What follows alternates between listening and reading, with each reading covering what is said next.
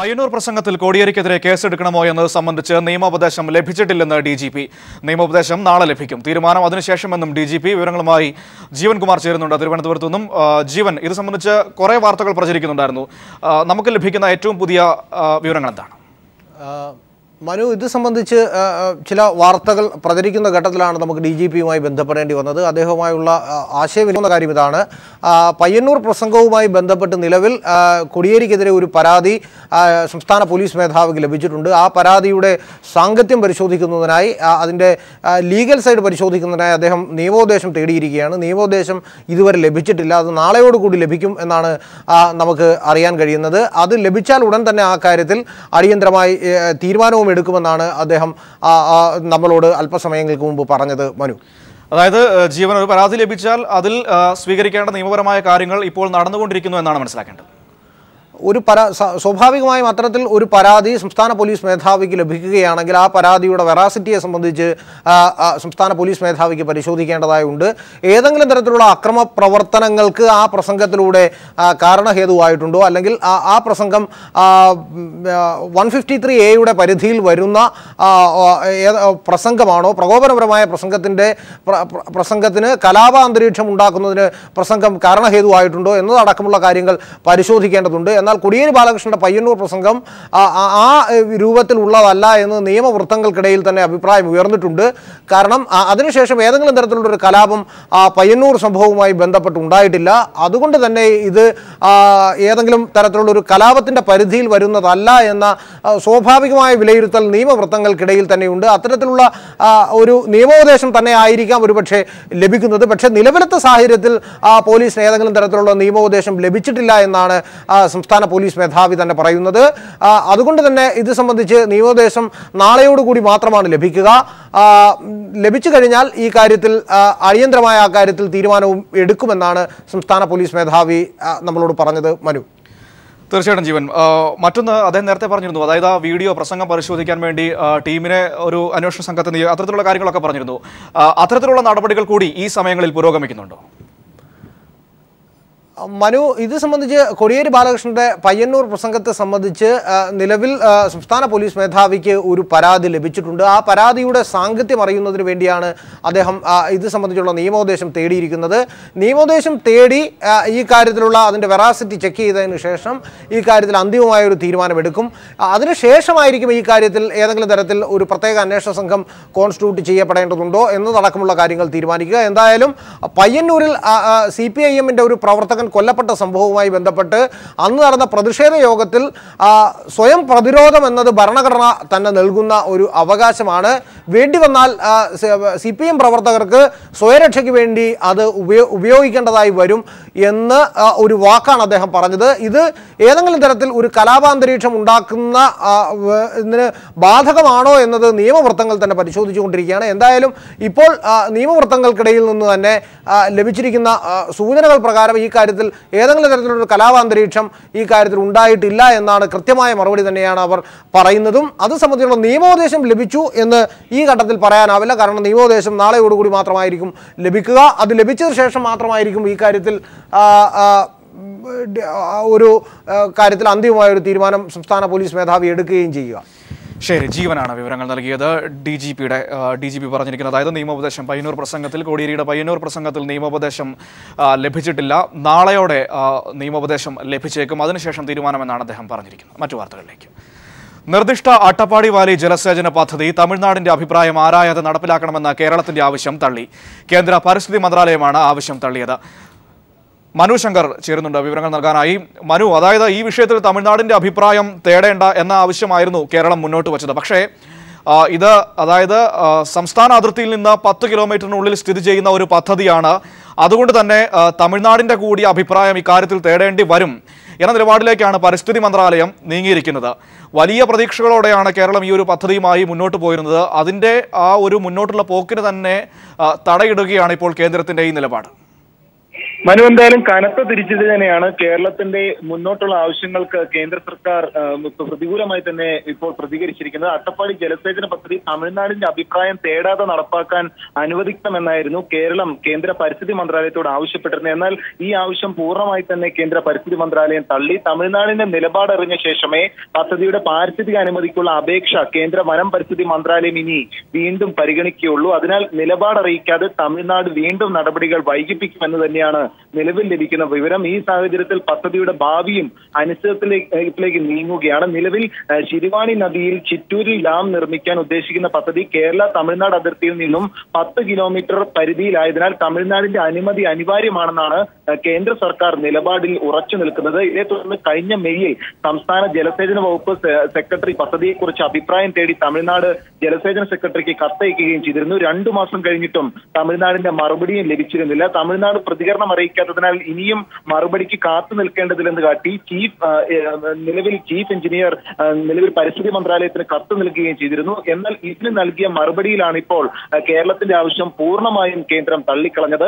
അന്തർ സംസ്ഥാന അതിർത്തിക്ക് സമീപമുള്ള പദ്ധതികൾക്ക് പരിസ്ഥിതി നിയമപ്രകാരം അയൽ സംസ്ഥാനത്തിന്റെ മുൻകൂർ അനുമതി നിർബന്ധമാണെന്ന് പരിസ്ഥിതി മന്ത്രാലയം വ്യക്തമാക്കുന്നു. പദ്ധതിയുടെ വ്യാപ്തി പ്രകാരം സംസ്ഥാന തലത്തിൽ അനുമതി ലഭ്യമാക്കിയതിനാൽ മതിയായിരുന്നുവെങ്കിലും അന്തർ സംസ്ഥാന അതിർത്തിയിന്മേലുള്ള സാമീപ്യമാണ് കേന്ദ്ര തലത്തിലേക്ക് നീങ്ങാൻ കേരളത്തെ നിർബന്ധമാക്കുകയും ചെയ്തിരുന്നത്. എന്നാൽ കേരളത്തിന്റെ ആവശ്യം പൂർണ്ണമായി തന്നെ ഇപ്പോൾ കേന്ദ്രം സർക്കാർ തള്ളിക്കളഞ്ഞിരിക്കുകയാണ്. മനു ശങ്കറാണ് ദില്ലിയിൽ നിന്നും വിവരങ്ങൾ നൽകിയത്. കേരള കോൺഗ്രസ് നിലപാട് കടുപ്പിക്കാൻ ഒരുങ്ങുന്നു. കെ എം മാണി MLA മാരുമായി കൂടിക്കാഴ്ച നടത്തും. പാലായിലെ വസതിയിൽ വച്ചാണ് കൂടിക്കാഴ്ച. TP പ്രശാന്ത് നൽകും വിവരങ്ങൾ. പ്രശാന്ത്, വിശദാംശങ്ങൾ.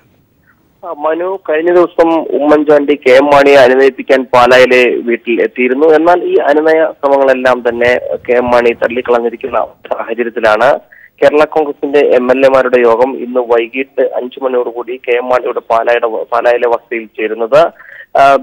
UDF-ൽ തങ്ങൾ ഉന്നയിച്ചിരിക്കുന്ന കാര്യങ്ങൾ ഗൗരവമുള്ള കാര്യങ്ങളാണ്. കോൺഗ്രസുമായി അഭിപ്രായ വ്യത്യാസം നിലനിൽക്കുന്നുണ്ട്, തർക്കങ്ങൾ നിലനിൽക്കുന്നുണ്ട്.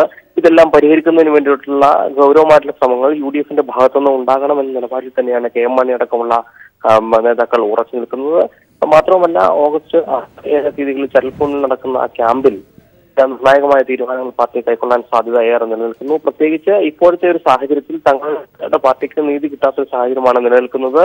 അതുകൊണ്ട് തന്നെ നിയമസഭയിൽ UDF വിട്ട് പ്രത്യേക ബ്ലോക്കായി ഇരിക്കുക എന്നൊരു തീരുമാനം, ഒപ്പം അല്ലെങ്കിൽ BJP നേതൃത്വം കൊടുക്കുന്ന മുന്നണിയിലേക്ക് പോവുക എന്നിങ്ങനെ 2 മാർഗങ്ങളാണ് ഇപ്പോൾ കേരളത്തിൽ മുന്നിൽ നിൽക്കുന്നത്. ഈ ഒരു സാഹചര്യത്തിൽ നിയമസഭയിൽ പ്രത്യേക ബ്ലോക്കായി നിലയിരിക്കുന്നതിന്റെ സാഹചര്യത്തെക്കുറിച്ചും അതിനെക്കുറിച്ച് MLA മാരുടെ പൊതുവായിട്ടുള്ള അഭിപ്രായങ്ങൾ ആരായതിനെ കുറിച്ചുമാണ് ചേരുന്നത്. PG ജോസഫ് അടക്കമുള്ള നേതാക്കൾ ഇതിൽ പങ്കെടുക്കും. നേരത്തെ PG ജോസഫ് അടക്കമുള്ള നേതാക്കൾ UDF വിടുന്നതിനോട് വിമുഖത കാട്ടിയിരുന്നു. എന്നാൽ ഇപ്പോൾ നിലപാട് മയപ്പെടുത്തിക്കൊണ്ട് തന്നെ പാർട്ടി എടുക്കുന്ന നിലപാടിനൊപ്പം നിൽക്കുക എന്ന തരത്തിലേക്ക് തീരുമാനം അല്ലെങ്കിൽ അധ്യയനം മാറിയിട്ടുണ്ട്. ആ സാഹചര്യത്തിലാണ് MLA മാരുടെ വൈകിട്ട് 5 മണിയോടുകൂടി പാലായിലെ വസതിയിൽ അദ്ദേഹം കാണാൻ തീരുമാനിച്ചിരിക്കുന്നത്. TP പ്രശാന്താണ് വിവരങ്ങൾ നൽകിയത്. UDF-ൽ പ്രശ്നങ്ങളുണ്ടെങ്കിൽ ചർച്ച ചെയ്ത് പരിഹരിക്കുമെന്ന് KPCC president VM Sudheeran. Kerala Congress Mani group നിയമസഭയിൽ പ്രത്യേക ബ്ലോക്കായി ഇരിക്കുമെന്നത് ഊഹാപോഹം മാത്രമാണ്. കെ എം മാണി UDF-ൽ എന്തെങ്കിലും ഡിമാൻഡ് വച്ചതായി അറിയില്ല. ഉമ്മൻചാണ്ടി മാണിയെ കണ്ടതിൽ അസ്വാഭാവികമായി ഒന്നുമില്ല. മാധ്യമപ്രവർത്തകർക്ക് ഹൈക്കോടതിയിൽ കയറാൻ വിലക്കില്ല എന്ന് വ്യക്തമായ സാഹചര്യത്തിൽ അവിടുത്തെ മീഡിയ റൂം തുറക്കാനുള്ള നടപടികൾ ഉണ്ടാവണമെന്നും സുധീരൻ കൊച്ചിയിൽ പറഞ്ഞു. മാണി സാർ UDF-ന്റെ വളരെ അവിഭാജ്യമായ ഘടകമാണ്. UDF-ന്റെ സീനിയർ നേതാവാണ് അദ്ദേഹവുമായി അവരുടെ എന്തെങ്കിലും പ്രശ്നങ്ങളുണ്ടെങ്കിൽ തീർച്ചയായിട്ടും അത് ചർച്ച ചെയ്ത് അത് പരിഹരിക്കും. UDF അങ്ങനെ അറിയില്ല. അങ്ങനെ അത് ആ തരത്തിലുള്ളൊരു രീതി ഉണ്ടെന്ന് എനിക്ക് തോന്നുന്നില്ല. അത് അദ്ദേഹവുമായി നിരന്തരമായി ബന്ധപ്പെടുക അല്ലെങ്കിൽ എന്നുള്ളതിൽ അസ്വാഭാവികമായി ഒന്നുമില്ല. ഉമ്മൻചാണ്ടി മുൻ മുഖ്യമന്ത്രിയാണ്, കോൺഗ്രസിലെ സീനിയർ നേതാവാണ്. അദ്ദേഹം മാണി സാറിനെ കാണുക, സംസാരിക്കുക, മറ്റെല്ലാവരെയും കാണുക, സംസാരിക്കുക, അതിലൊന്നും അസ്വാഭാവികമായി ഒന്നുമില്ല. കോഴിക്കോട് മാധ്യമപ്രവർത്തകരെ കയ്യേറ്റം ചെയ്ത SI വിമോദിനെതിരെ കേസെടുത്തു. വിമോദിനെതിരെ 2 കേസുകളാണ് ചുമത്തിയത്. മാധ്യമപ്രവർത്തകരെ പോലീസ് സ്റ്റേഷനിലും കോടതിയിലും തടഞ്ഞുവച്ചതിനും മർദ്ദിച്ചതിനുമാണ് കേസ്. സംഭവത്തിൽ കളക്ടർ റിപ്പോർട്ട് തേടി. ഐസ്ക്രീം പാർലർ കേസിലെ 2 ഹർജികൾ പരിഗണിച്ച കോഴിക്കോട് ജില്ലാ കോടതിയിൽ വെച്ചാണ് മാധ്യമപ്രവർത്തകർക്ക് നേരെയുള്ള അതിക്രമം ആദ്യം നടന്നത്. കോടതി നടപടികൾ റിപ്പോർട്ട് ചെയ്യാനെത്തിയ ഏഷ്യാനെറ്റ് വാർത്താ സംഘത്തെ ടൗൺ SI വിമോദിന്റെ നേതൃത്വത്തിൽ കസ്റ്റഡിയിലെടുത്തു. വലിച്ചിഴച്ചാണ് മാധ്യമപ്രവർത്തകരെ പോലീസ് വാഹനത്തിലേക്ക് കയറ്റിയത്. ജില്ലാ ജഡ്ജിന്റെ വാക്കാലുള്ള നിർദ്ദേശപ്രകാരമാണ് കസ്റ്റഡിയിലെടുത്തതെന്നായിരുന്നു പോലീസിന്റെ വിശദീകരണം. എന്നാൽ ജില്ലാ മജിസ്ട്രേറ്റ് ഇങ്ങനെ ഒരു നിർദ്ദേശം നൽകിയിരുന്നില്ല. മാവോയിസ്റ്റ് നേതാവ് രൂപേഷിനെ കോടതിയിൽ ഹാജരാക്കുന്നതിനാൽ കോടതിയിൽ സുരക്ഷയൊരുക്കണമെന്നാണ് ആവശ്യപ്പെട്ടതെന്ന് ജില്ലാ ജഡ്ജി പരമേശ്വർ സുബ്രഹ്മണ്യ മുസഡ് ഹൈക്കോടതി രജിസ്ട്രാർക്ക് വിശദീകരണം നൽകി. മാധ്യമങ്ങളെ കോടതി സമുച്ചയത്തിൽ വിലക്കാൻ നിർദ്ദേശം നൽകിയിരുന്നില്ലെന്നും വിശദീകരണത്തിൽ വ്യക്തമാക്കി. ഇതേ തുടർന്ന് അതിക്രമം നടത്തിയ ടൗൺ എസ് ഐ വിമോദിനെതിരെ നടപടിയെടുക്കണമെന്നാവശ്യപ്പെട്ട് പത്രപ്രവർത്തക യൂണിയന്റെ നേതൃത്വത്തിൽ സിറ്റി പോലീസ് കമ്മീഷണറുടെ ഓഫീസിന് മുന്നിൽ 1.5 മണിക്കൂറിലേറെ കുത്തിയിരിപ്പ് സമരം നടത്തി. തുടർന്ന് വൈകുന്നേരത്തിനകം നടപടിയെടുക്കാമെന്ന് ഉറപ്പു നൽകിയതിന്റെ അടിസ്ഥാനത്തിൽ മാധ്യമപ്രവർത്തകർ പിരിഞ്ഞുപോയി. പിന്നീട് ടൗൺ സ്റ്റേഷന് മുന്നിൽ പാർക്ക് ചെയ്ത ദൃശ്യമാധ്യമത്തിന്റെ DSNG പുറത്തേക്കെടുക്കുന്നതിനിടെയാണ് വീണ്ടും മാധ്യമപ്രവർത്തകരെ അസഭ്യം പറഞ്ഞ് അകാരണമായി കസ്റ്റഡിയിലെടുത്തത്.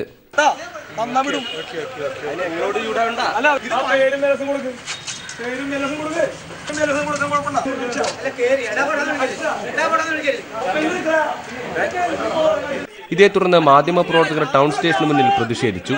SIയെ അന്വേഷണ വിധേയമായി സസ്പെൻഡ് ചെയ്ത ശേഷം മാധ്യമപ്രവർത്തകരുടെ പരാതിയിൽ കേസെടുക്കുമെന്ന് city police commissioner Uma Behra ഉറപ്പു നൽകിയതോടെയാണ് 2 മണിക്കൂർ നീണ്ട പ്രതിഷേധം അവസാനിപ്പിച്ചത്.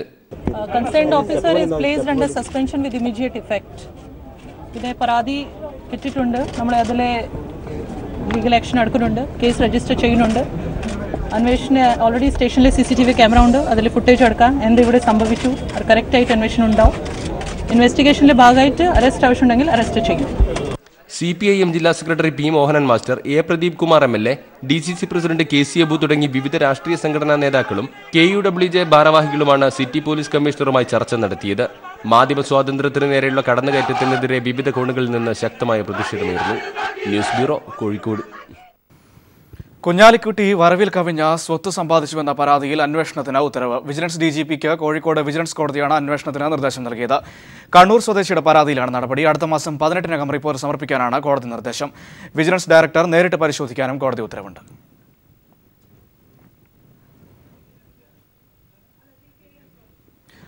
കൊൽക്കത്ത പ്ലീന തീരുമാനങ്ങൾ സമയബന്ധിതമായി നടപ്പാക്കുന്നതിന് രൂപരേഖ തയ്യാറാക്കാനായി ദില്ലിയിൽ ചേരുന്ന CPIM പോളിറ്റ് ബ്യൂറോ യോഗം ഇന്ന് സമാപിക്കും. ഇന്നലെ ആരംഭിച്ച ചർച്ച ഇന്നും തുടരുന്നു. പൊതുരാഷ്ട്രീയ സാഹചര്യങ്ങളും യോഗം വിലയിരുത്തും. പ്ലീന തീരുമാനങ്ങൾ നടപ്പിലാക്കുന്നതിനായി പോളിറ്റ് ബ്യൂറോ അംഗങ്ങൾക്കുള്ള ചുമതലകളുടെ കാര്യത്തിലും ഇന്ന് തീരുമാനമുണ്ടാകും. മൺസൂൺ കാല ട്രോളിംഗ് നിരോധനം ഇന്ന് അവസാനിക്കും. 45 ദിവസത്തെ ഇടവേളയ്ക്ക് ശേഷം ഇന്ന് അർദ്ധരാത്രി 12 മണിയോടെ മത്സ്യബന്ധന ബോട്ടുകൾ കടലിലേക്ക് പോകും. ചാകര തേടി കടലിൽ പോകാനുള്ള അവസാന ഒരുക്കങ്ങളിലാണ് തീരദേശത്തുള്ളവർ. ബോട്ടുകളുടെ അറ്റകുറ്റപ്പണികൾ തീർത്ത് പെയിന്റിംഗും കഴിഞ്ഞു. കേടായ വലകൾ ശരിയാക്കിയും പുതിയ വലകൾ നെയ്തെടുത്തും തീരദേശം ഒരുങ്ങിക്കഴിഞ്ഞു. നാട്ടിലേക്ക് പോയ അന്യസംസ്ഥാന തൊഴിലാളികളും തിരികെ എത്തി. 45 ദിവസം നീണ്ട വറുതിയുടെ കാലം മറന്ന് കടൽ കനിഞ്ഞു തരുന്ന ചാകര തേടി അർദ്ധരാത്രി 12 മണിയോടെ ബോട്ടുകൾ കടലിലേക്ക് പോകും.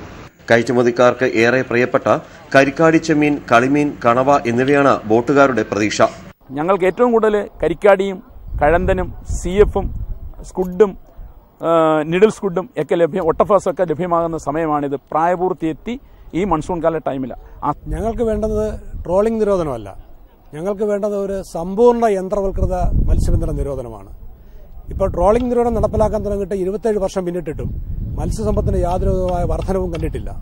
ആ നിലയ്ക്ക് ഈ ട്രോളിംഗ് നിരോധനം ഈ നിലയിൽ നടത്തുന്നതിൽ യാതൊരു വിധമായ കാര്യവുമില്ല. മത്സ്യസമ്പത്ത് കുറയുന്ന സാഹചര്യത്തിൽ 45 ദിവസത്തെ ട്രോളിംഗ് നിരോധന കാലയളവ് വരും വർഷങ്ങളിൽ നീട്ടാനും സർക്കാർ ആലോചിക്കുന്നു. ന്യൂസ് ബ്യൂറോ, കൊല്ലം. ഡിഫ്തീരിയ പ്രതിരോധത്തിന് ലോകാരോഗ്യ സംഘടനയ്ക്ക് കൈമാറിയ വാക്സിനുകൾ മലപ്പുറത്തെത്തിക്കാൻ ആരോഗ്യവകുപ്പ് ശ്രമം നടത്തുന്നു. ഇത് വിജയിച്ചാൽ 4 ലക്ഷം ഡോസ് TD വാക്സിൻ ജില്ലയിലെത്തും. ആവശ്യത്തിന് വാക്സിൻ ഇല്ലാത്തതിനാൽ സ്കൂളുകളിലെ പ്രതിരോധ കുത്തിവയ്പ്പിന് ആരോഗ്യവകുപ്പ് നിയന്ത്രണം ഏർപ്പെടുത്തിയിട്ടുണ്ട്. Tetanus, diphtheria vaccine Kerala medical services corporation വഴിയാണ് സംസ്ഥാന ആരോഗ്യവകുപ്പ് വാങ്ങുന്നത്. പൂനെയിലെ സീറം ഇൻസ്റ്റിറ്റ്യൂട്ട്, ഹൈദരാബാദിലെ ബയോളജിക്കൽ ഇൻസ്റ്റിറ്റ്യൂട്ട് എന്നീ കമ്പനികളുമായാണ് കോർപ്പറേഷൻ കരാറുണ്ടാക്കിയിട്ടുള്ളത്. ഈ കമ്പനികളിൽ പുതിയ ബാച്ചിന്റെ നിർമ്മാണം വൈകുന്നതാണ് ജില്ലയിലെ പ്രതിരോധ പ്രവർത്തനത്തെ ആശങ്കപ്പെടുത്തിയത്. ഇരു കമ്പനികളിലെയും കരുതൽ വാക്സിൻ അടക്കം കഴിഞ്ഞ ദിവസങ്ങളിൽ കേരളത്തിലെത്തിയിരുന്നു. തുടർന്നാണ് ലോകാരോഗ്യ സംഘടനയ്ക്ക് കൈമാറിയ വാക്സിനുകൾ കേരളത്തിലെത്തിക്കാൻ ആരോഗ്യവകുപ്പ് ശ്രമിക്കുന്നത്. പരിശ്രമം വിജയിച്ചാൽ 4 ലക്ഷം ഡോസ് വാക്സിൻ ഇവിടെ എത്തും. ജില്ലയിലെ 16 വയസ്സിന് താഴെയുള്ള ഏതാണ്ട് എല്ലാവർക്കും പ്രതിരോധ കുത്തിവയ്പ്പും നൽകാനാവും. News bureau, Malappuram. ഒമാനിൽ വാഹനാപകടത്തിൽ 2 മലയാളികൾ മരിച്ചു. പാലക്കാട് സ്വദേശി അബ്ദീൻ, തൃശൂർ സ്വദേശി ഷാനവാസ് എന്നിവരാണ് മരിച്ചത്. വിവരങ്ങളുമായി ജമാലുദ്ദീൻ ചേരുന്നുണ്ട്.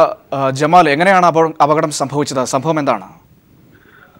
മനു, ഇന്ന് പുലർച്ചെ ഒമാനിലെ അൽഖൂദിൽ വെച്ചാണ് അപകടമുണ്ടായത്. 2 വാഹനങ്ങൾ തമ്മിൽ കൂട്ടിയിടിക്കുകയായിരുന്നു. 5 പേരാണ് ഈ അപകടത്തിൽ ആകെ മരിച്ചത്. ഇവരിൽ 2 പേർ മലയാളികളാണ്. പാലക്കാട് പട്ടാമ്പി സ്വദേശി സൈരുൽ ആബിദ്, തൃശൂർ ചേർപ്പ് സ്വദേശി ഷാനവാസ് ആറ്റുംപുറത്ത് എന്നിവരാണ് മരിച്ച മലയാളികൾ. ഇവരുടെ മൃതദേഹങ്ങൾ സുൽത്താൻ ഖാബൂസ് യൂണിവേഴ്സിറ്റി ആശുപത്രിയിൽ പ്രവേശിപ്പിച്ചിരിക്കുകയാണ്. ഇന്ന് പുലർച്ചെയാണ് അപകടമുണ്ടായത്. ഒമാനിലെ അൽഖൂദിൽ വെച്ച് ഇവർ സഞ്ചരിച്ചിരുന്ന വാഹനങ്ങൾ കൂട്ടിയിടിക്കുകയായിരുന്നു. മനു, ജമാലുദ്ദീനാണ് വിവരങ്ങൾ നൽകിയത്. കനത്ത മഴയെ തുടർന്ന് ഇന്ത്യയുടെ കിഴക്കൻ സംസ്ഥാനങ്ങളിൽ വെള്ളപ്പൊക്കം രൂക്ഷമായി. ബീഹാർ, അസം, പശ്ചിമബംഗാൾ സംസ്ഥാനങ്ങളിലായി വെള്ളപ്പൊക്കത്തിൽ മരിച്ചവരുടെ എണ്ണം 59ആയി. വൻ നാശനഷ്ടങ്ങളാണ് തുടർച്ചയായ കനത്ത മഴ ഇന്ത്യയുടെ കിഴക്കൻ സംസ്ഥാനങ്ങളിൽ വൻ ദുരന്തമാണ് വിതച്ചിരിക്കുന്നത്. ബീഹാർ, അസം, പശ്ചിമ ബംഗാൾ സംസ്ഥാനങ്ങളിലായി വെള്ളപ്പൊക്കത്തിൽ മരിച്ചവരുടെ എണ്ണം 59 കവിഞ്ഞു. അസമിലാണ് ഏറ്റവും കൂടുതൽ ദുരന്തം വിതച്ചത്. 27 പേരാണ് അസമിൽ മാത്രം മരിച്ചത്. 28 ജില്ലകളെയും 30 ലക്ഷത്തിലധികം ആളുകളെയും വെള്ളപ്പൊക്കം ഗുരുതരമായി ബാധിച്ചിട്ടുണ്ട്. 1,95,000 ഹെക്ടർ ഭൂമി ഇപ്പോഴും വെള്ളത്തിനടിയിലാണ്. മധ്യ അസമിലും താഴ്ന്ന പ്രദേശങ്ങളെയുമാണ് വെള്ളപ്പൊക്കം ഏറ്റവും രൂക്ഷമായി ബാധിച്ചത്. ദാരംഗ്, മൊരിഗാവ്, ഗോൽപ്പാറ, ബോഗൈഗാവ് ജില്ലകളെയും വെള്ളപ്പൊക്കം ബാധിച്ചു. ബീഹാറിൽ 26 ലക്ഷം ആളുകളെ വെള്ളപ്പൊക്കം രൂക്ഷമായി ബാധിച്ചിട്ടുണ്ട്. നിരവധി നദികൾ കരകവിഞ്ഞൊഴുകുകയാണ്. ഈസ്റ്റ് ചമ്പാരൻ, മുസാഫർപൂർ ജില്ലകളും വെള്ളത്തിൽ മുങ്ങി. ഒഡീഷയിൽ വിവിധ ഭാഗങ്ങളിലുണ്ടായ ഇടിമിന്നലിൽ 30 പേരാണ് മരിച്ചത്. 36 പേർക്ക് പരിക്കേറ്റിട്ടുണ്ട്. പരിക്കേറ്റവരിൽ ഭൂരിഭാഗം പേരുടെ നില ഗുരുതരമാണെന്നാണ് റിപ്പോർട്ട്. ഒഡീഷയിലെ ഭദ്രാക്, ബാലസോർ, കുദ്ര, നയാഗ്ര, മയൂർഭഞ്ച് ജില്ലകളിലാണ് ശക്തമായ ഇടിമിന്നലുണ്ടായത്. വയലിൽ ജോലി ചെയ്യുന്നവരെയാണ് ദുരന്തം ഏറെയും ബാധിച്ചത്. News desk. അപകടകരവും വൃത്തിഹീനവുമായ സാഹചര്യത്തിൽ വനത്തിനുള്ളിൽ 80കാരന്റെ ഏകാന്ത ജീവിതം. കേരള-കർണാടക അതിർത്തിയിൽ സുള്ളിയ മർക്കഞ്ച് സ്വദേശി കെഞ്ചപ്പ ഗൌഡയാണ് 4 പതിറ്റാണ്ടായി വനാന്തരത്തിൽ ഒറ്റയ്ക്ക് ജീവിക്കുന്നത്. കായ്കനികൾ ഭക്ഷിച്ച് കാട്ടിൽ കഴിയുന്ന കെഞ്ചപ്പ ഗൌഡയെ നാട്ടിലേക്ക് തിരികെ കൊണ്ടുവരാനുള്ള അധികൃതരുടെയും ബന്ധുക്കളുടെയും ശ്രമങ്ങൾ വിഫലമായി. സുള്ളിയ മർക്കഞ്ച ഗ്രാമത്തിൽ ഗോളന്തെടുക്ക റിസർവ് വനത്തിനുള്ളിൽ വെയിലും മഞ്ഞും മഴയും അവഗണിച്ച് കഴിഞ്ഞ 48 വർഷമായി ഏകാന്ത ജീവിതം നയിക്കുകയാണ് 80കാരനായ കെഞ്ചപ്പ ഗൌഡ. നിരത്തിയിട്ടിരിക്കുന്ന കല്ലിൻകൂട്ടത്തിലാണ് ഇരിപ്പും ഉറക്കവും. നാണം മറയ്ക്കാൻ മാത്രം അല്പം വസ്ത്രം. കാട്ടിൽ കിട്ടുന്ന കിഴങ്ങുകളും കനികളുമാണ് ഭക്ഷണം. 2 തവണ കാട്ടാനയുടെ ആക്രമണമുണ്ടായി. ഇരുട്ടിയാൽ മിന്നാമിനുങ്ങിന്റെ വെളിച്ചം മാത്രം. ചീവീടുകളും വന്യജീവികളുടെയും പേടിപ്പെടുത്തുന്ന അന്തരീക്ഷം. ചോര കുടിക്കുന്ന അട്ടകളും ഈച്ചകളും നിറഞ്ഞെടുത്താണ് കെഞ്ചപ്പ ഗൌഡയുടെ ആവാസ കേന്ദ്രം. പലതവണ ആവശ്യപ്പെട്ടിട്ടും നാട്ടിലേക്ക് മടങ്ങാൻ കെഞ്ചപ്പ ഗൌഡ തയ്യാറാകുന്നില്ലെന്ന് ബന്ധുക്കൾ പറയുന്നു. ചെറുതിരിക്കുമ്പോൾ അവന് എന്തോ ഒരു സുഖമില്ലാതായല്ല. പിന്നെ അവന് സ്വന്തം ജാഗ വേണമെന്ന് ഒന്ന് നിരീക്ഷണമുണ്ട്. അങ്ങനെ അവന് വീടിനെ വന്ന് കിടക്കുന്നു. അവിവാഹിതനായ കെഞ്ചപ്പ ഗൌഡ 32ാം വയസ്സിലാണ് വീടിനടുത്തുള്ള റിസർവ് വനത്തിലേക്ക് ജീവിതം പറിച്ചു നട്ടത്.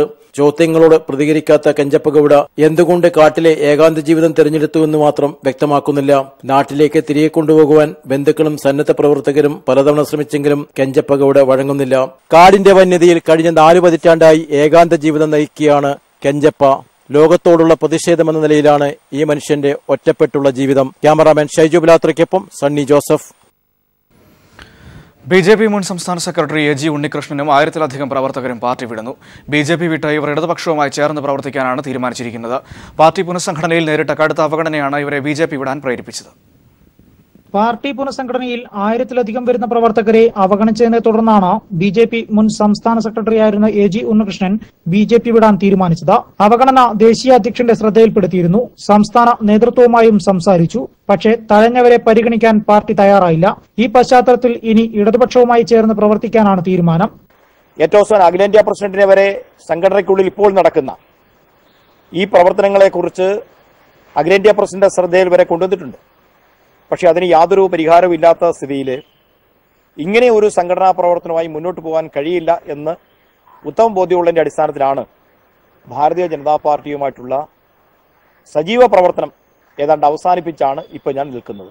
സാധാരണപ്പെട്ട ആളുകൾ എന്ന നിലയിൽ സാധാരണപ്പെട്ട ആളുകൾ പ്രവർത്തിക്കുന്ന പ്രസ്ഥാനങ്ങളിൽ, ഇടത്തരക്കാരായ ആളുകൾ പ്രവർത്തിക്കുന്ന പ്രസ്ഥാനങ്ങളിൽ ചേർന്ന് പ്രവർത്തിക്കുന്നതായിരിക്കും നല്ലതെന്നാണ് എന്റെ വ്യക്തിപരമായിട്ടുള്ള അഭിപ്രായം. തനിക്ക് സ്ഥാനമാനങ്ങൾ വേണ്ട. പാർട്ടിയിൽ പ്രാഥമിക അംഗത്വം പോലും ഇല്ലാത്തവരെയാണ് ഓരോ പ്രധാന സ്ഥാനങ്ങളിലും ഇരുത്തിയിരിക്കുന്നത്. പാർട്ടി പ്രവർത്തകർ അറിയാത്തവരാണ് പുതിയ പല ഭാരവാഹികളും. ഉണ്ണികൃഷ്ണനോടൊപ്പം നിരവധി പ്രവർത്തകരും നേതാക്കളും BJP വിട്ട് ഇടതുപക്ഷത്തിൽ ചേരും. BJP ജില്ലാ ജനറൽ സെക്രട്ടറി, ജില്ലാ പ്രസിഡന്റ്, 6 വർഷം സംസ്ഥാന സെക്രട്ടറി എന്നീ പദവികൾ ഉണ്ണികൃഷ്ണൻ വഹിച്ചിട്ടുണ്ട്. News bureau, Pathanamthitta. തകർച്ചയിലായ കൈത്തറി വ്യവസായത്തെ പുനരുജ്ജീവിപ്പിക്കാൻ നൂതന പദ്ധതിയുമായി സംസ്ഥാന സർക്കാർ രംഗത്ത്. കേരളത്തിലെ മുഴുവൻ സ്കൂൾ കുട്ടികൾക്കും യൂണിഫോമിനുള്ള തുണി കൈത്തറി മേഖലയിൽ നിന്ന് വാങ്ങുന്നതിന് സർക്കാർ തീരുമാനമെടുത്തു. ഇതിനായി 200 കോടി രൂപയുടെ പദ്ധതിക്കാണ് സർക്കാർ രൂപം നൽകിയത്. കേരളത്തിലെ കൈത്തറി മേഖലയിലെ തൊഴിലാളികൾക്ക് മിനിമം തൊഴിലവസരങ്ങൾ ഉറപ്പുവരുത്തുന്നതിനു വേണ്ടി പുതിയ പദ്ധതിയുമായിട്ടാണ് സംസ്ഥാന സർക്കാർ രംഗത്തെത്തിയിരിക്കുന്നത്.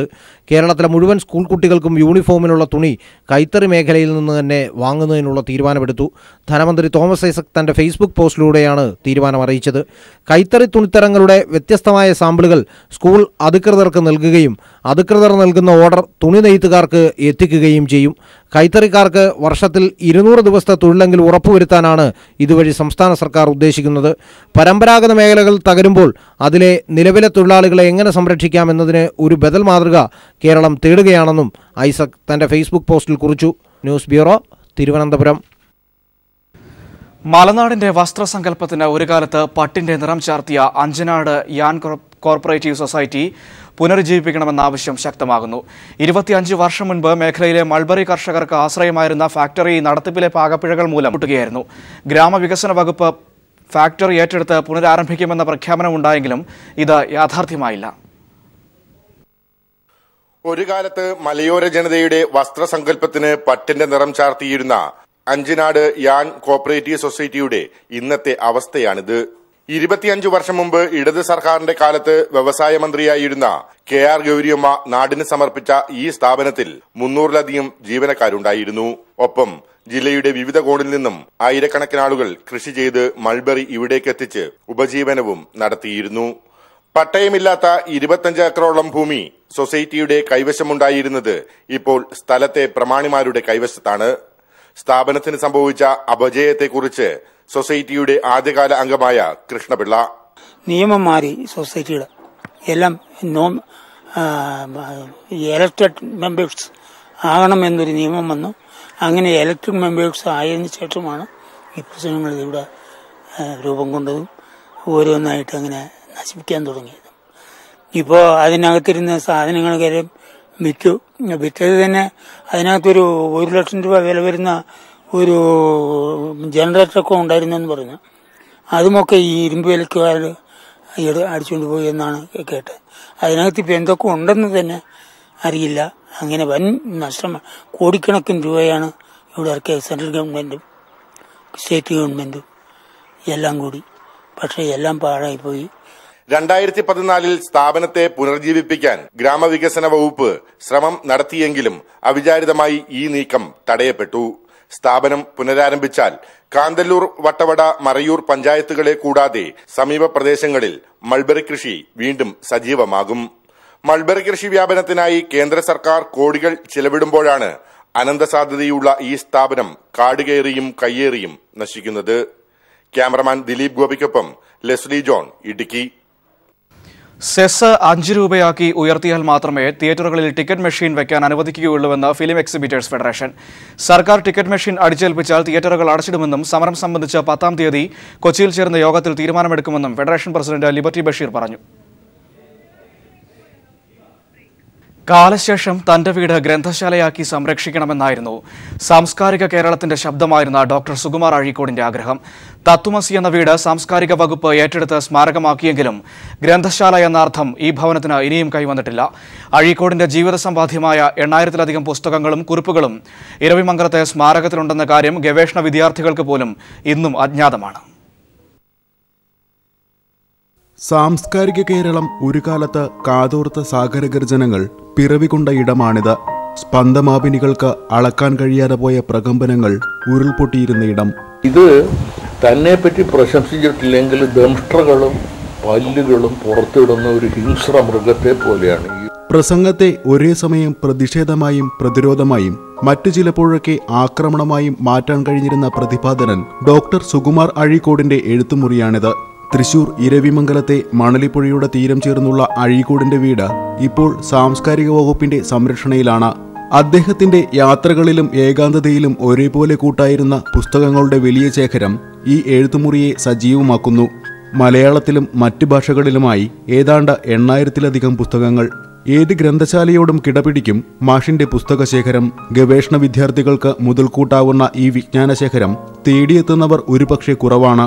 ലേഖനങ്ങളിലൂടെയും പ്രഭാഷണങ്ങളിലൂടെയും ഒരു കാലത്തെ തന്നെ മുന്നോട്ടു നയിച്ച സുകുമാർ അഴീക്കോടിനെ വേണ്ടവിധം അടയാളപ്പെടുത്താൻ കഴിഞ്ഞ ഭരണാധികാരികൾക്ക് സാധിച്ചില്ല. നല്ല ചർച്ചകളുടെയും കൂട്ടായ്മകളുടെയും ഇടമാക്കി മാറ്റിയെടുത്ത അമൂല്യമായ പുസ്തക സമ്പത്ത് മറ്റുള്ളവരിലേക്ക് കൂടി എത്തിക്കാനും കഴിയണം.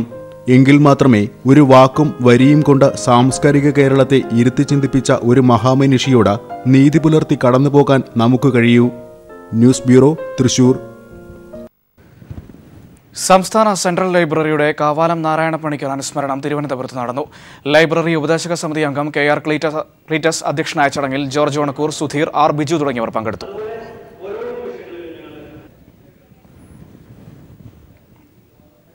വയനാട് പുൽപ്പള്ളി കാപ്പിക്കുന്നിൽ കാട്ടാനയെ വെടിവെച്ച് കൊന്ന സംഭവത്തിൽ 4 പേരെ വനംവകുപ്പ് അറസ്റ്റ് ചെയ്തു.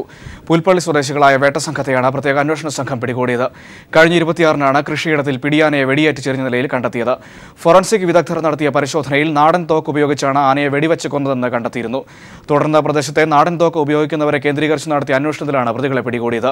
പുൽപ്പള്ളി വേലിയമ്പം സ്വദേശികളായ മണി, പ്രദീപ്, ബാലഗോപാലൻ, ചെറുവള്ളി വിജയൻ എന്നിവരാണ് അറസ്റ്റിലായത്.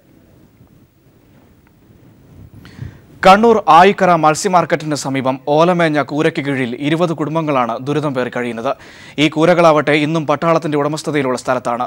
ദുരിതവും ദുർഗന്ധവും പേറി കഴിയുമ്പോഴും സർക്കാർ സഹായിക്കുമെന്ന പ്രതീക്ഷയിലാണ് ഈ കുടുംബങ്ങൾ.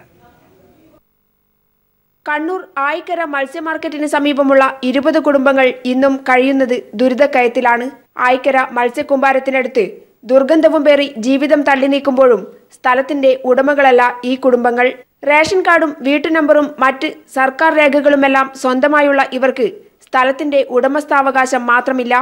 കന്റോൺമെന്റ് പ്രദേശമായതിനാൽ പട്ടാളത്തിനാണ് ഉടമസ്ഥാവകാശം. നമുക്ക് വീടുമില്ല, ഒന്നുമില്ല.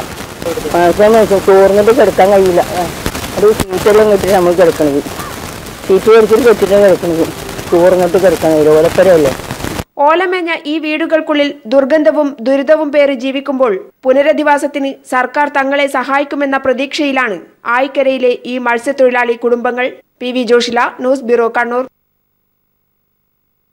DC അന്താരാഷ്ട്ര പുസ്തകമേളയ്ക്കും സാംസ്കാരികോത്സവത്തിനും കൊച്ചിയിൽ തുടക്കമായി. സംവിധായകൻ കമലും ഉണ്ണികൃഷ്ണൻ ആവളയും ചേർന്നെഴുതിയ ആത്മാവിൻ പുസ്തകത്താളിൽ എന്ന കൃതിയുടെ പ്രകാശനവും ചടങ്ങിൽ നടന്നു.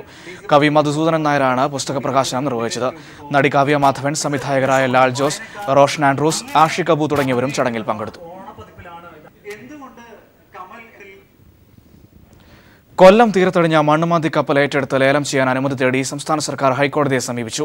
ലേലം പിടിക്കുന്നവർ കപ്പൽ അവരുടെ ചെലവിൽ കൊല്ലം തീരത്തു നിന്ന് കൊണ്ടുപോകണമെന്ന വ്യവസ്ഥയും സർക്കാർ മുന്നോട്ട് വച്ചു. മുഖ്യമന്ത്രി പിണറായി വിജയന്റെ നേതൃത്വത്തിൽ നടന്ന ഉദ്യോഗസ്ഥരുടെ ഉന്നതതല യോഗത്തിലാണ് തീരുമാനം. കൊല്ലം പോർട്ട് ഓഫീസറാണ് ഹൈക്കോടതിയിൽ ഹർജി നൽകിയത്. ഒരു മാസമായിട്ടും തീരത്തടിഞ്ഞ മണ്ണുമാന്തി കപ്പൽ ഹൻസിത നീക്കം ചെയ്യാൻ ഉടമകൾക്ക് സാധിച്ചിട്ടില്ല. കപ്പലിന്റെ സമീപ പ്രദേശത്ത് കടലാക്രമണം രൂക്ഷമാവുകയും നിരവധി വീടുകൾ തകരുകയും ചെയ്തിരുന്നു. കപ്പൽ നീക്കാൻ 3 തവണ സമയം നീട്ടി നൽകിയിട്ടും നടപ്പിലാക്കാത്തതോടെയാണ് തീരസുരക്ഷ മുൻനിർത്തി കപ്പൽ ഏറ്റെടുക്കാൻ സർക്കാർ അനുമതി തേടി ഹൈക്കോടതിയെ സമീപിച്ചതെന്ന് ഇരവിപുരം MLA നൌഷാദ് അറിയിച്ചു. തീരത്ത് അതിൻ്റെതായ ബുദ്ധിമുട്ടുകളും ദുരിതങ്ങളും കൊണ്ടുവരുന്നു. അവിടെ തീരദേശവാസികൾ സമരത്തിലാണ്. ന്യായമാണ്. അവർക്ക് സ്വാഭാവികമായിട്ടും നമുക്ക് അങ്ങനെ തള്ളിക്കളയാൻ വേണ്ടി കഴിയത്തില്ല.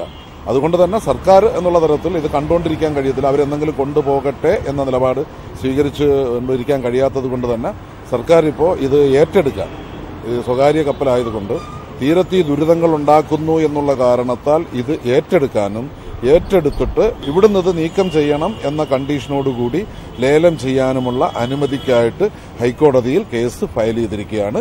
ഇരവിപുരം തീരത്ത് നിന്നും 800 മീറ്റർ ഉള്ളിൽ നങ്കൂരമിട്ട കപ്പൽ നങ്കൂരം ഇളകിയാണ് തീരത്തടിഞ്ഞത്. കപ്പൽ കരയിൽ നിന്ന് നീക്കം ചെയ്യുന്നതിനായി കൊല്ലം തുറമുഖത്തു നിന്ന് നൽകിയ ടഗുകൾ അടക്കമുള്ളവയുടെ വാടകയും ഉൾപ്പെടെ ഏതാണ്ട് 60 ലക്ഷത്തോളം രൂപ കപ്പലുടമകൾ അടക്കേണ്ടി വരുമെന്നാണ് കണക്കാക്കുന്നത്. അതേസമയം കപ്പലുടമകളും ചില ഉദ്യോഗസ്ഥരും തമ്മിലുള്ള ഒത്തുകളിയാണ് കാര്യങ്ങൾ ഇത്രത്തോളം എത്തിച്ചതെന്ന ആക്ഷേപവും ഉയർന്നിട്ടുണ്ട്. കപ്പൽ തീരത്ത് വെച്ച് പൊളിക്കാനുള്ള ഗൂഢാലോചന സംസ്ഥാന സർക്കാർ പൊളിക്കുകയായിരുന്നു. രാജ്കുമാർ, ന്യൂസ് ബ്യൂറോ, കൊല്ലം. വളരെ പ്രധാനപ്പെട്ട ഒരു വാർത്തയിലേക്ക്. മുന്നണി മാറ്റം ചർച്ച ചെയ്യുമെന്ന് കേരള കോൺഗ്രസ് എമ്മിന്റെ സ്ഥിരീകരണം വന്നിരിക്കുന്നു. ടി വി പ്രശാന്ത് ചേരുന്നുണ്ട് കോട്ടയത്ത് നിന്നും വിവരങ്ങളുമായി. പ്രശാന്ത്, ഇതുവരെ നമ്മൾ അഭ്യൂഹങ്ങളും വാർത്തകളും ഒക്കെയായിരുന്നു ചർച്ച ചെയ്തിരുന്നത്. എന്നാൽ ഇപ്പോൾ ജോയ് എബ്രഹാം പറഞ്ഞിരിക്കുന്നു, ചരൽക്കുന്ന് ക്യാമ്പിൽ മുന്നണി മാറ്റം അടക്കമുള്ള കാര്യങ്ങൾ ചർച്ച ചെയ്യും, പ്രത്യേക ബ്ലോക്കായിരിക്കുന്ന കാര്യങ്ങളും ചർച്ചയാകുമെന്ന് ഔദ്യോഗികമായി പറഞ്ഞിരിക്കുന്നു. എന്തൊക്കെ കാര്യങ്ങളാണ് അദ്ദേഹം പറഞ്ഞത്?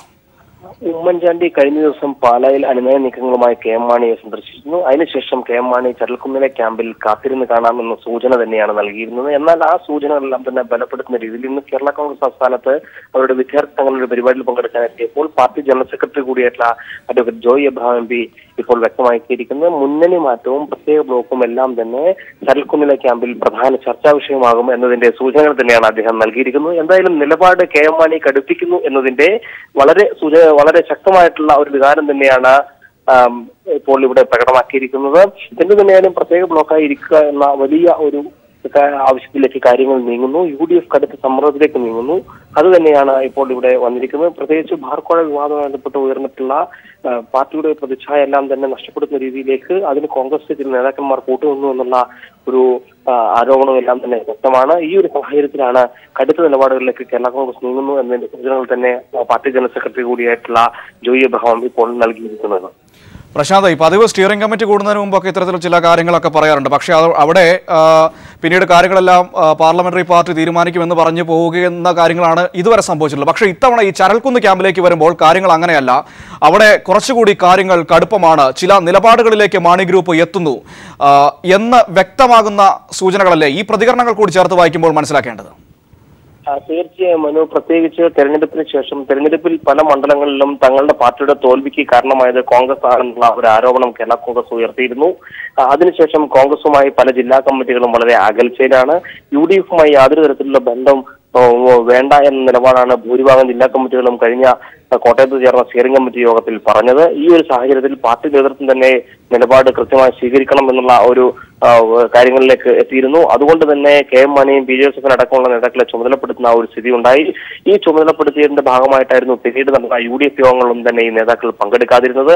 UDF യോഗത്തിൽ അസൗകര്യം ഉണ്ടായിരുന്നു, അതുകൊണ്ട് പങ്കെടുത്തില്ല എന്നുള്ള ഒരു കാര്യം കെ എം മാണി വ്യക്തമാക്കുകയുണ്ടായി. പിന്നീട് 4-ാം തീയതി നടക്കുന്ന യോഗത്തിൽ പങ്കെടുക്കണമെന്നുള്ള ഒരു രീതിയിലേക്ക് കാര്യങ്ങൾ പോയി. എന്നാൽ തങ്ങളുടെ ചരൽക്കുന്നിലെ ക്യാമ്പിന് ശേഷം കൃത്യമായ നിലപാടുകൾ തങ്ങൾ അറിയിക്കും, അതിനുശേഷമാകാം മറ്റു കാര്യങ്ങൾ എന്ന് തന്നെയായിരുന്നു കെ എം മാണി അന്ന് നൽകിയ സൂചനകൾ. അതായത് പാർട്ടി അണികളെ സംബന്ധിച്ച് കൃത്യമായൊരു തീരുമാനം പാർട്ടി ഈ കേസിൽ ഇക്കാര്യത്തിൽ എടുത്തില്ല എങ്കിൽ വലിയ ഒരു ക്ഷീണം പാർട്ടിക്കുണ്ടാകുമെന്ന് തന്നെ നേതൃത്വം തിരിച്ചറിയുന്നു. അതുകൊണ്ട് തന്നെയാണ് ചരൽക്കുന്നിലെ സംസ്ഥാന നേതൃ ക്യാമ്പിലേക്ക് നേതാക്കൾ എല്ലാവരും തന്നെ എത്തിയ ശേഷം മുന്നണി മാറ്റവും പ്രത്യേക ബ്ലോക്കും എല്ലാം തന്നെ അവർ കൃത്യമായ രീതിയിൽ ചർച്ച ചെയ്യും. അത് പ്രധാനപ്പെട്ട ചർച്ചയാകും. അവിടെ രൂപപ്പെടുന്ന ആശയങ്ങൾ അതിന്റെ അടിസ്ഥാനത്തിൽ തന്നെയായിരിക്കും ഇവർ നിലപാട് സ്വീകരിച്ച് മുന്നോട്ട് പോവുക എന്ന് തന്നെയാണ് ഇപ്പോൾ നേതൃത്വവും വ്യക്തമാക്കിയിട്ടുള്ളത്. നേരത്തെ ഇതിൽ നിന്നെല്ലാം വിഭിന്നമായി ലഭിക്കുന്നത് അല്ലെങ്കിൽ പാർട്ടി നേതൃത്വം ചുമതലപ്പെടുത്തി തൽക്കാലം കൈവരിക്ക് പോകുന്ന ഒരു സ്ഥിതിയിൽ ഇപ്പോൾ നേതൃത്വത്തിന് അത്തരം ഒരു ഇതിലേക്ക് നീങ്ങാൻ കഴിയാത്ത ഒരു വലിയൊരു പ്രതിരോധത്തിൽ തന്നെയാണ് നേതൃത്വം എത്തിയിരിക്കുന്നത്. അതുകൊണ്ട് തന്നെയാണ്, കാരണം അണികളോട് കൃത്യമായി മറുപടി പറയേണ്ടി വരുന്നു. ഈ സാഹചര്യത്തിൽ ചരൽക്കുന്നിലെ ക്യാമ്പിൽ പൊതുവായിരുന്നു തീരുമാനിക്കുമ്പോൾ ആ തീരുമാനത്തിന്റെ അടിസ്ഥാനത്തിലായിരിക്കും ഇനി കാര്യങ്ങൾ മുന്നോട്ട് പോവുക എന്ന സൂചന തന്നെയാണ് കേരള കോൺഗ്രസ് നേതൃത്വം ഇപ്പോൾ വ്യക്തമായി നൽകിയിരിക്കുന്നത്.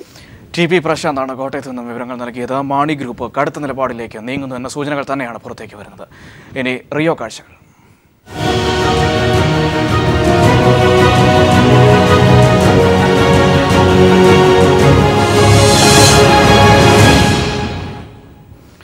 റിയോ ഒളിമ്പിക്സിൽ അഭയാർത്ഥികളുടെ ടീമും പങ്കെടുക്കുന്നുണ്ട്. 10 അംഗങ്ങളാണ് ഒളിമ്പിക് പതാകയ്ക്ക് കീഴിൽ മത്സരിക്കാൻ ഇറങ്ങുന്നത്. ദുരിതങ്ങളുടെ ഭൂതകാലം മറന്നാണ് ലോകത്തെ മഹാമേളയിലേക്ക് ഇവർ എത്തുന്നത്.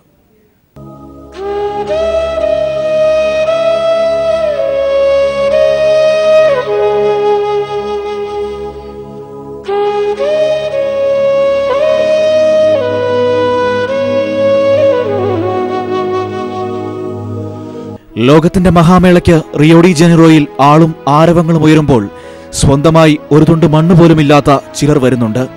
അഭയാർത്ഥികൾ. അവരുടെ സാന്നിധ്യം തന്നെ ഈ ഒളിമ്പിക്സിന്റെ അത്ഭുതമാണ്. കാരണം അവർ വരുന്നത് സിന്തറ്റിക് ട്രാക്കുകളിലൂടെയും പുൽമൈതാനങ്ങളിലൂടെയുമല്ല. നിലയ്ക്കാത്ത വെടിയൊച്ചകളും ഒടുങ്ങാത്ത മരണഭയവുമായിരുന്നു ഇവർക്ക് കൂട്ടായി ഉണ്ടായിരുന്നത്. ഇന്നലെ വരെ അനാഥരായിരുന്ന ഈ മനുഷ്യർ ഇന്ന് സനാഥരാണ്. ലോകരാജ്യങ്ങളെയെല്ലാം 5 വളയങ്ങളിൽ ഒരുമിച്ച് ചേർത്ത ഒളിമ്പിക് പതാകയുടെ കീഴിലാണ് ഇവർ മത്സരിക്കാനിറങ്ങുന്നത്. ലോകമെങ്ങും അഭയാർത്ഥി പ്രശ്നം രൂക്ഷമായ സാഹചര്യത്തിലാണ് ഇത്തരത്തിലൊരു ആശയവുമായി ഒളിമ്പിക് കമ്മിറ്റി രംഗത്തെത്തിയത്. ദക്ഷിണ സുഡാനിൽ നിന്ന് 5 പേർ, കോങ്കോയിൽ നിന്നും സിറിയയിൽ നിന്നും 2 അംഗങ്ങൾ വീതം, ഇത്തോപ്യയിൽ നിന്ന് ഒരാളുമാണ് നഷ്ടപ്പെട്ടവന്റെ വീറുമായി പോരിനിറങ്ങുന്നത്. 43 അത്ലറ്റുകളെ ഷോർട്ട് ലിസ്റ്റ് ചെയ്തതിൽ നിന്നാണ് 10 പേരെ റിയോയിലേക്ക് തെരഞ്ഞെടുത്തിരിക്കുന്നത്. സിറിയയിൽ നിന്ന് യൂസ്ര മർദീനി, റാമി അനീസ്, സുഡാനിൽ നിന്ന് മാപിക, ജെയിംസ് നാങ്, അങ്ങനെ പോകുന്നു ആ പേരുകൾ. റിയോ ഒന്നടങ്കം അവരെ ആവേശത്തോടെയാണ് വരവേറ്റത്. Para conseguir buscar tudo aqui perto de mim, para olhar minha família, se separou muito tempo. ലോകത്തെ മറ്റു താരങ്ങളെല്ലാം യോഗ്യതാ മാർക്ക് എന്ന കടമ്പ കടന്നു വരുമ്പോൾ ഇവർക്ക് ജീവിതം തന്നെയായിരുന്നു യോഗ്യതാ പോരാട്ടം. നമുക്കും കൈയടിക്കാം ജീവിക്കുന്ന ഈ പ്രതീകങ്ങൾക്കായി. Olympics desk. ഒളിമ്പിക്സിനെ വരവേറ്റ് ദില്ലിയിൽ കൂട്ടയോട്ടം. 20,000 സ്കൂൾ വിദ്യാർത്ഥികൾ പങ്കെടുത്ത റൺ ഫോർ റിയോ പ്രധാനമന്ത്രി നരേന്ദ്രമോദി ഫ്ളാഗ് ഓഫ് ചെയ്തു. ഇന്ത്യ ഗേറ്റിലെ മേജർ ധ്യാൻചന്ദ് നാഷണൽ സ്റ്റേഡിയത്തിൽ നിന്നും തുടങ്ങി ലോധി റോഡിലെ ജവഹർ സ്റ്റേഡിയം വഴിയാണ് കൂട്ടയോട്ടം സംഘടിപ്പിച്ചത്. 119 കായിക താരങ്ങളാണ് ഇത്തവണത്തെ ഒളിമ്പിക്സ് ടീമിലുള്ളത്. 2020 ടോക്കിയോ ഒളിമ്പിക്സിൽ 200 താരങ്ങളെ അയക്കുമെന്ന് പ്രധാനമന്ത്രി പറഞ്ഞു. റിയോ ഒളിമ്പിക്സിലെ നീന്തൽ മത്സരങ്ങളുടെ റഫറിയാകാനുള്ള അസുലഭ ഭാഗ്യമാണ് തിരുവനന്തപുരം പിരപ്പൻകോട് സ്വദേശിയായ എസ് രാജീവിനെ തേടിയെത്തിയിരിക്കുന്നത്. ഏഷ്യൻ ഭൂഖണ്ഡത്തിൽ നിന്ന് ഒളിമ്പിക്സ് റഫറിയായി തെരഞ്ഞെടുക്കപ്പെട്ട 3 പേരിൽ ഒരാളാണ് കൈരളി ടിവിയുടെ മാർക്കറ്റിംഗ് വിഭാഗം മേധാവി കൂടിയായ എസ് രാജീവ്. ഇതാദ്യമായിട്ടാണ് ഒരു മലയാളി ഒളിമ്പിക്സ് റഫറിയാകുന്നത്. ഓളപ്പാത്തികളെ മുറിച്ച് സുവർണ മത്സ്യങ്ങൾ നീലജലത്തിലൂടെ ചീറിപ്പായുന്ന അത്ഭുതാവഹമായ കാഴ്ചയ്ക്ക് ഇനി 5 ദിനരാത്രങ്ങൾ മാത്രം. എസ് രാജീവ് ത്രില്ലിലാണ്. ഒളിമ്പിക്സിലെ നീന്തൽ മത്സരങ്ങളുടെ റഫറിയാവാൻ 206 അംഗരാജ്യങ്ങളിൽ നിന്നും തിരഞ്ഞെടുക്കപ്പെട്ട 24 പേരിൽ ഒരാൾ. ആരും ത്രില്ലടിച്ചു പോകും വിധം സ്വപ്നതുല്യമായ പദവിയാണ് ഈ പിരപ്പിൻകോടുകാരൻ നീന്തിയെത്തിയത്. ലോകം ഒരു ചെറിയ പന്ത് പോലെ ചുരുങ്ങുന്ന പ്രപഞ്ചത്തിലെ ഏറ്റവും വലിയ കായികമേളയ്ക്ക് റഫറിയായി തീരുക എന്നത് ഭാരിച്ച ഉത്തരവാദിത്തമാണെന്ന് രാജീവ് തന്നെ സാക്ഷ്യപ്പെടുത്തുന്നു. ഏക നീന്തൽ താരം ഇന്ത്യയെ പ്രതിനിധീകരിക്കുന്നു, അതൊരു മലയാളിയാവുന്നു. ആ മലയാളിയുടെ കൂടെ പോകുന്ന പരിശീലകൻ ഒരു മലയാളിയാകുന്നു. ആ മത്സരം നിയന്ത്രിക്കാൻ ഒരു മലയാളിയായി എനിക്ക് കിട്ടിയ ഒരു വലിയ അനുഗ്രഹമാണ്. തീർച്ചയായിട്ടും അത് ഒരു അപൂർവ നേട്ടമായിട്ടാണ് ഞാൻ കാണുന്നത്. അന്താരാഷ്ട്ര റഫറിമാരുടെ പാനലിൽ അംഗമായ രാജീവ് 22ഓളം അന്താരാഷ്ട്ര നീന്തൽ മത്സരങ്ങളിൽ ഇതിനു മുമ്പ് റഫറിയായിരുന്നിട്ടുണ്ടെങ്കിലും ഒളിമ്പിക്സ് എന്ന് കേൾക്കുമ്പോൾ അഭിമാനം കലർന്നൊരു ചെറിയ ടെൻഷൻ ഇല്ലാതില്ലെന്ന് രാജീവ് തന്നെ പറയുന്നു. അതിൻ്റേതായ വിധത്തിലുള്ള ചില ടെൻഷൻസ് ഉണ്ടെങ്കിൽ തന്നെയും നമ്മൾ ഇത്രയും കൊല്ലത്തെ എക്സ്പീരിയൻസ് വെച്ചുകൊണ്ട് ആ ടെൻഷൻസ് എല്ലാം ഒഴിവാക്കാൻ കഴിയും. കേരളത്തിലെ നീന്തൽ പ്രസ്ഥാനത്തിന്റെ ആദ്യ പതികന്മാരിൽ ഒരാളായ എൻ പരമേശ്വരൻ നായരെന്ന സ്വന്തം അമ്മാവൻ നീറ്റിലിറക്കിയ എസ് രാജീവ് ഭൂഖണ്ഡങ്ങളും താണ്ടി ബ്രസീലിയൻ തലസ്ഥാനത്തെത്തുമ്പോൾ ഇന്ത്യ ഒളിമ്പിക്സിന് മുമ്പേ മെഡൽ സ്വന്തമാക്കി കഴിഞ്ഞു. രാജ്യത്തിന്റെ കായിക യശസ് വാനോളം ഉയർത്തിയാണ് എസ് രാജീവ് റിയോ ഡി ജനീറോയിലേക്ക് പറക്കുന്നത്. ഒളിമ്പിക്സിനുള്ള വിസിൽ മുഴങ്ങുമ്പോൾ എസ് രാജീവിനെ ഓർത്ത് ഏതൊരു മലയാളിക്കും ഇനി അഭിമാനിക്കാം. ക്യാമറമാൻ ദേവദത്തിനൊപ്പം എസ് ജീവൻകുമാർ, തിരുവനന്തപുരം. റിയോ ഒളിമ്പിക്സിനുള്ള തയ്യാറെടുപ്പിലാണ് കേരളത്തിന്റെ മൈക്കൽ ഫിലിപ്സ്, സജൻ പ്രകാശ്. ദില്ലിയിലെ താൽക്കത്തോറ അക്വാട്ടിക് സെന്ററിൽ പരിശീലനം നടത്തുന്ന സജൻ ഇന്ന് റിയോയിലേക്ക് തിരിക്കും. റിയോ ഒളിമ്പിക്സിൽ രാജ്യത്തെ പ്രതിനിധീകരിക്കുന്ന ഏക പുരുഷ നീന്തൽ താരമാണ് ഈ മലയാളി. സെമി ഫൈനലിൽ എങ്കിലും എത്താനാകുമെന്നാണ് പ്രതീക്ഷയെന്ന് സജൻ പീപ്പിൾ ടിവിയോട് പറഞ്ഞു. ഇത്തവണത്തെ റിയോ ഒളിമ്പിക്സിനുള്ള ഇന്ത്യൻ സംഘത്തിൽ ഒരു മലയാളിയുമുണ്ട്, സജൻ പ്രകാശ്. ദേശീയ നീന്തൽ ചാമ്പ്യൻഷിപ്പുകളിലെല്ലാം മികവാർന്ന പ്രകടനം പകരം വയ്ക്കാനാകാതെ നേടിയാണ് ഈ താരം ഈ റിയോയിലേക്കുള്ള ഒളിമ്പിക്സിലേക്ക് യോഗ്യത നേടിയിരിക്കുന്നത്. ഇദ്ദേഹത്തിന്റെ പ്രതികരണത്തിലേക്ക് കടക്കാം. ആദ്യമായി റിയോ ഒളിമ്പിക്സിലേക്ക് പോവുകയാണ്. എന്തെല്ലാമാണ് പ്രതീക്ഷകൾ സജന് മുന്നിലുള്ളത്? എൻ്റെ എക്സ്പെക്ടേഷൻ എന്ന് പറഞ്ഞാൽ എനിക്കൊരു പേഴ്സണൽ ബെസ്റ്റ് ടൈം ചെയ്യണം. അതിനുവേണ്ടി നിറയെ ഹാർഡ് വർക്ക് ചെയ്തിട്ടുണ്ട്. ഇപ്പോൾ ഒരു സെമി ഫൈനൽ എത്താനേ എനിക്കൊരു ആഗ്രഹം. ഇത്ര മാത്രമാണ് പരിശീലന മുറകൾ എങ്ങനെയാണ്? മോർണിംഗ് എപ്പോഴും ഒരു 2 hours ചെയ്യും, ഈവനിങ് 2 hours. പിന്നെ അതിന് മിഡിൽ സെഷന് ഡ്രൈ ലാൻഡ് 1.5 hour ഉണ്ടാകും. എവറി ഡേ സ്വിം ചെയ്ത് നോക്കിയാൽ ഒരു 16 kilometers. പക്ഷേ ഡ്രൈ ലാൻഡ് ഹാർഡാണ് അത്. ഇടുക്കിയിൽ നിന്ന് രാജ്യത്തെ പ്രതിനിധീകരിച്ചുള്ള ഏക പുരുഷ നീന്തൽ താരമായി റിയോയിലേക്ക് സജൻ യോഗ്യത നേടിയത് വെല്ലുവിളികൾ ഏറെ കടന്നാണ്. 200 മീറ്റർ ബട്ടർഫ്ലൈ സ്ട്രോക്കിൽ 1.59 സെക്കൻഡിന്റെ റെക്കോർഡോടെ മുൻ ഒളിമ്പ്യന്മാരായ സന്ദീപ് സെജ്വാൾ, വീർദവാൽ ഗാണ്ഡെ, ആരൺ ഡിസൂസ എന്നിവരെ മറികടന്ന് ബ്രസീലിലെ സാഹചര്യങ്ങൾ മുൻനിർത്തിയുള്ള പരിശീലനമാണ് സജൻ നടത്തുന്നതും. ഇന്ന് റിയോയിലേക്ക് തിരിക്കുന്നതിന് മുമ്പായി സജൻ മുഖ്യമന്ത്രിയുമായി കൂടിക്കാഴ്ച നടത്തിയിരുന്നു. സെമി ബർത്ത് ലഭിക്കാൻ 1.57 സെക്കൻഡിൽ ഫിനിഷ് ചെയ്യേണ്ടി വരും. ദേശീയ ഗെയിംസിൽ 6 സ്വർണം നേടിയ സജന്റെ നേട്ടം റിയോയിലെ പ്രതീക്ഷകളും ഉയർത്തുന്നു.